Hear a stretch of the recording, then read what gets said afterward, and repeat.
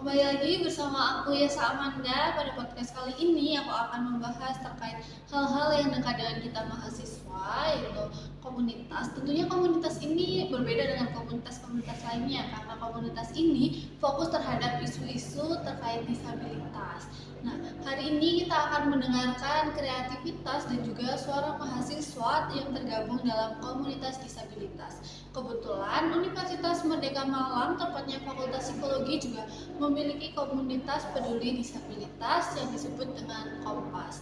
Nah, pada hari ini tentunya aku nggak sendirian karena aku bersama narasumber yang sangat istimewa dan juga akan menginspirasi kita semua, yaitu Anis Suyanti. Nah, alasan aku untuk join di Kompas sendiri itu adalah karena di Kompas ini ada yang namanya kelas bahasa isyarat. Nah, jadi aku juga pengen belajar bahasa isyarat. Oh iya sih, bahasanya sekarang itu kalau kita mau les sendiri bahasa isyarat itu kan juga cukup mahal ya sebenarnya. Itu juga hal yang penting juga biar kita bisa komunikasi dengan teman-teman disabilitas lainnya. Nah, kamu kan bahas tentang kamu belajar bahasa isyarat nih. Boleh nggak kamu perkenalan sedikit pakai bahasa isyarat? Boleh dong. Nah, jadi perkenalan kayak gini.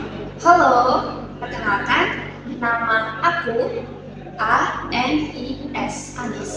Wah, keren banget. Anis, gimana kabarnya hari ini? Halo, hari ini kabarku baik. Alhamdulillah.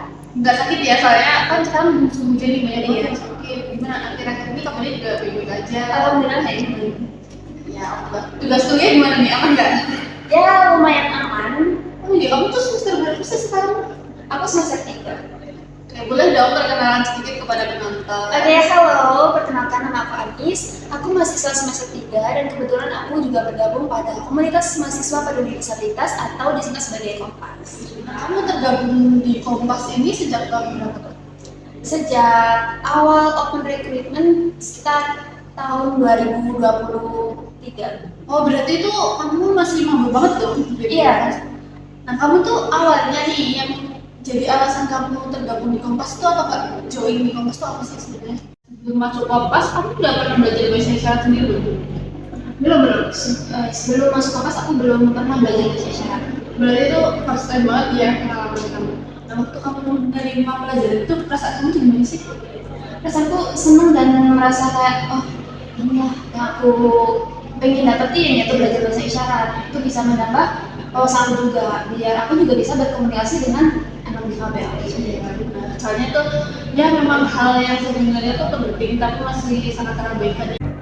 Nah, kalau menurut kamu sendiri nih, Kompas itu bisa nggak membuka mata dunia termasuk kita sebagai anak muda supaya lebih sadar akan isu-isu disabilitas di luar sana?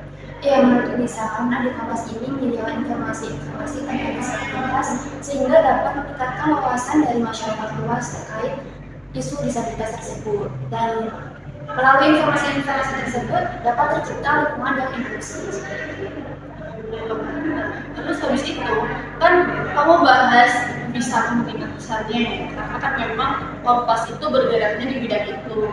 Gimana sih kolaborasi atau kerjasama tim untuk menciptakan hal kayak gitu, atau untuk menciptakan kesadaran masyarakat itu gimana, apa yang dilakukan? Nah, untuk kolaborasi antar anggota itu sendiri itu ada sharing session di mana semua anggota itu memiliki hak untuk berpendapat, menyampaikan aspirasi mereka terkait ide-ide atau apapun itu yang berkaitan dengan isu disabilitas. Nah, selain sharing session ada lagi nggak biasanya gitu? Ada kegiatan rutinan, yaitu ada kelas bahasa isyarat. Nah, itu kegiatan rutinan yang salah satu di Kompas. Kemudian ada yang namanya pendampingan dari anggota Kompas sendiri untuk mendampingi mahasiswa disabilitas. Nah, kalau untuk yang pendampingan mahasiswa disabilitas itu sistemnya piket atau volunteer biasanya? Itu bagi volunteer, bagi mereka yang memang memiliki waktu luang, mereka bisa mendampingi mahasiswa disabilitas. Jadi memang kesadaran diri dari mahasiswa yang tergabung aja ya, berarti ya, nggak ada paksaan apapun ya. Nah, kalau untuk masa volunteernya itu biasanya berapa? Kalau untuk masa volunteernya itu adalah 6 bulan atau 1 semester. Dimana ketika masa volunteer itu sudah selesai, itu nantinya mereka bisa bergabung ke kepengurusan ataupun tidak, jadi terserah mereka. Oh, kayak kamu sekarang ini ya, kamu Betul sekali. udah tergabung di kepengurusan itu sejak semester berapa dulu? Sejak semester 3. Oh, baru ini. Nah, kamu di Kompas itu sekarang kan udah di kepengurusan nih. Kamu jadi divisi apa tuh?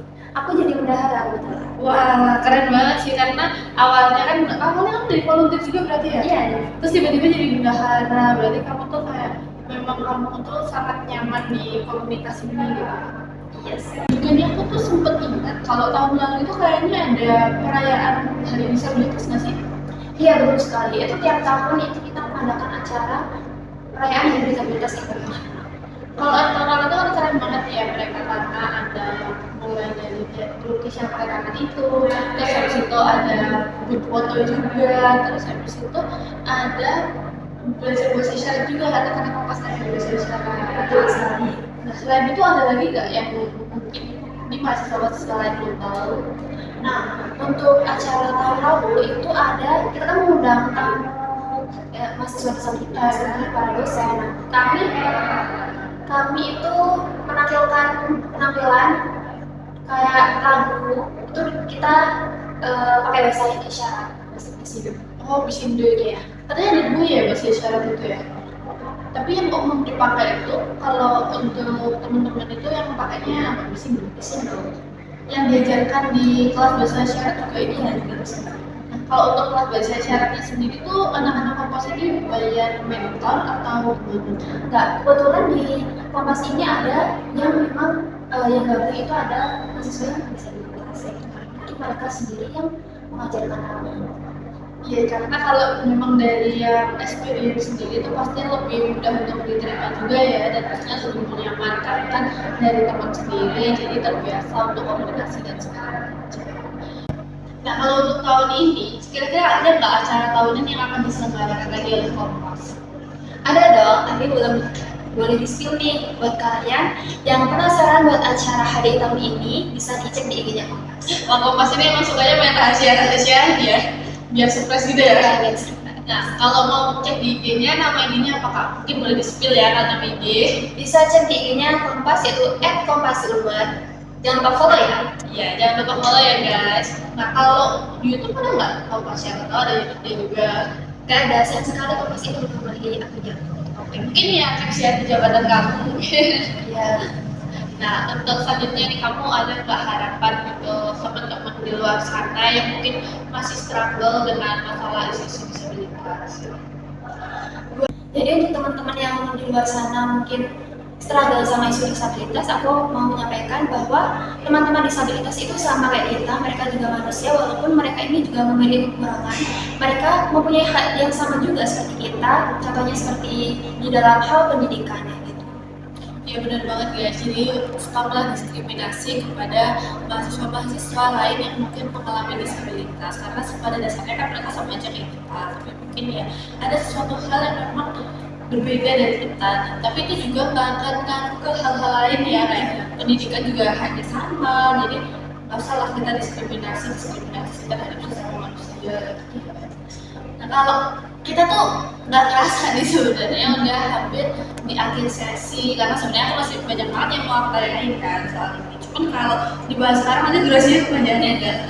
Nah, kamu ada nggak sih harapan terakhir bukan ya? Nah, kamu ada nggak harapan untuk komunitasmu ke depannya? Atau mungkin ada nggak ide-ide kreatif yang akan kamu bawakan nih untuk komunitasmu ke depan? Jadi untuk harapanku sendiri buat komunitas mahasiswa peduli disabilitas ini, semoga banyak informasi-informasi yang bermanfaat buat khalayak ramai sehingga dapat meningkatkan wawasan bagi mereka dan menciptakan lingkungan yang inklusif. Nggak kerasa kita udah sampai di penghujung acara. Sayang banget harus berpisah, sebenarnya masih banyak juga yang harus dibahas.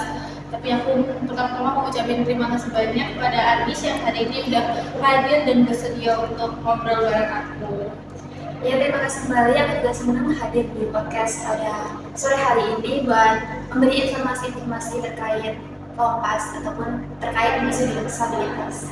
Terima kasih banyak ya. Sebelumnya buat teman-teman boleh banget untuk support Kompas juga, dan kalau mau join Kompas nih, apa rekrutmennya sih nggak? Udah ditutup.